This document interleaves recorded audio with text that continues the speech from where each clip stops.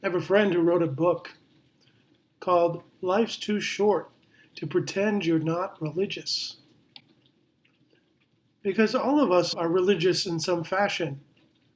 Whether we are enthusiastic about a sports team or participating in a particular sport, whether we have any kind of abiding interest in anything that causes us to get enthusiastic, that causes us to pursue it, it's something of a religion for us. It's a human impulse to not only be interested in something, to be curious, but also to gather around with other people who are equally curious about that thing. And we see Paul today in Athens, a place known for its great intellectual achievements, seeing all these different temples to different gods, and even one to an unknown God. And he says, wow, you people, you're very religious. And let me tell you about this unknown God.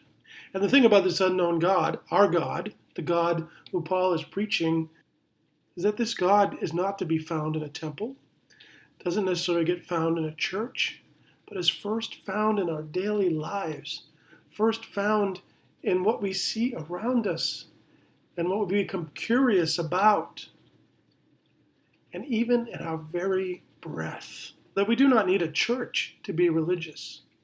We do not necessarily need rituals to be religious. We only need to open our eyes to the wonders of God working in our lives for something as simple as our very breath.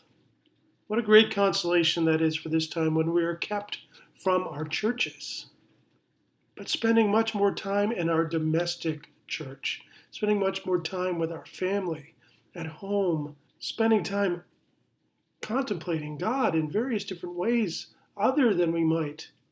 I don't know about you, but I suddenly find myself noticing things in my house that I never noticed before.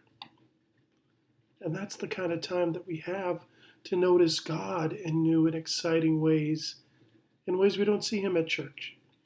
And so Paul today is pointing us to a reality that is very much relevant to us in these days, and that we can take comfort in.